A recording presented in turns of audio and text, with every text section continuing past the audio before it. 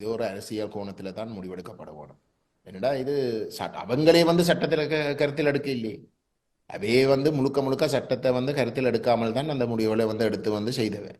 இது ஒரு அரசியல் பிரச்சனை. இதுக்கு ஒரு அரசியல் தீர்வு தான் அவசியம். அரசியல் முடிவு உண்டு அத்தியாவசியம். நீதிமன்றத்துல வந்து நான் உண்மையை சொல்லணும். தமிழரசு வந்து நாங்கள் எந்த ஒரு இடத்துல வந்து நீதிமன்றங்கள்ல வந்து இனப்பிரச்சினை சார்ந்த விஷயங்கள்ல வந்து நாங்கள் நம்பிக்கை வச்சிருக்கிறது கிடையாது. ஏனென்றால் அப்படி நம்பிக்கை வச்சிருந்தா வந்து நாங்கள் ஒரு சர்வதேச குற்றவியல் நீதிமன்றத்துக்கு வந்து இலங்கையை கொண்டு போகணும் என்ற கோரிக்கையை வந்து நாங்கள் முன்வைக்க வேண்டிய தேவையில்லை. நாங்கள் நிச்சயமாக வந்து அப்படி என்றால் நம்பி வந்து நாங்கள் இங்கேயே வந்து வழக்கலை தாக்கல் செய்திருக்கலாம். ஆக எங்களுக்கு அடிப்படையில வந்து இனப்பிரச்சினை சார்ந்த விஷயங்கள்ல இனப்பிரச்சினை சம்பந்தப்பட்ட விஷயங்கள்ல வந்து இலங்கையுடைய நீதித்துறையை வந்து நாங்கள் நம்புறதுக்கு தயாரில்லை. அது உண்டு, அது எங்களை கொள்கை அளவில் முடிவு. ஆனால் சில வேளையில வந்து நாங்கள் தவிர்க்க முடியாமல் வந்து ஒரு சில விஷயங்களுக்கு வந்து நாங்கள் நீதிமன்றத்துக்கு போக வேண்டி வரலாம். அது அந்தந்த விஷயங்களை பொறுத்தது. ஆனால் கொள்கை அளவில் வந்து நாங்கள் நீதிமன்றங்களை வந்து அணுகிற ஒரு பக்குவம் எங்களோட அமைப்பில் வந்து கிடையாது. நாங்கள் இந்த விஷயங்களை வந்து அரசியல் பிரச்சனைகளாகத்தான் பார்க்குறோம்.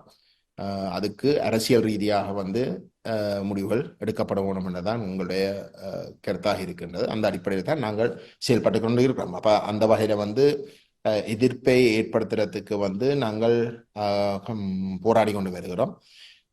இப்ப இந்த தையட்டி விஷயத்தை எடுத்துக்கொண்டால் வந்து அவர் இந்த கேள்வி கேட்ட திரு ரவி அவர்கள் வந்து தையட்டி விஷயத்தை தான் ஒரு முன்னிலைப்படுத்தினவர்.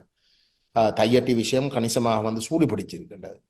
அதுல களத்துல வந்து நான் நினைக்கிறேன் மக்கள் மட்டத்திலேயும் வந்து ஒரு விழிப்புணர்வு ஏற்பட்டிருக்கு. இது கட்டாயம் எதிர்க்க ஓடும். ஏனென்றால் நீங்கள் அந்த ஓல்சிலோன் புடிஸ்ட் காங்கிரஸுடைய தலைவர் எழுதின கடிதத்தை வந்து நீங்கள் பார்த்துறீங்கன்னா அவர்கள் இன்றைக்கு ஆக்கிரமிக்கப்பட்டு சட்டவிரோதமாக வந்து ஆக்கிரமிக்கப்பட்டு இந்த சட்டவிரோத விகாரை கட்டப்பட்ட 6 ஏக்கருக்கும் தாண்டி வந்து 14 ஏக்கரை வந்து அவர்கள் குறி வச்சிருக்கிறாங்க. அது மட்டும் இல்லாமல் வந்து அவர்கள் சொல்ல பார்க்கிறோம் வந்து அதுல கிட்டத்தட்ட வந்து 400 பேர் சிங்கள மக்கள் வந்து அதுல குடியேறி இருந்தவை. அப்ப இது நீங்கள் பார்த்துட்டீங்கன்னா வந்து இது முழுக்க முழுக்க வந்து இடத்தை பிடிக்கிற கோணத்துல தான் போகுது. ஆகவே நாங்கள் இப்படிப்பட்ட ஒரு இடத்துல வந்து நாங்கள் நீதிமன்றங்களை அணுக போக வழிகட்டால் வந்து அது நேரத்தை இழுத்து கடைசியில வந்து அந்த குடியேற்றங்களை வந்து நடைமுறையில வந்து செய்து முடிக்கிறதுக்குரிய ஒரு காலத்தை தான் எடுத்து கொடுக்கும்.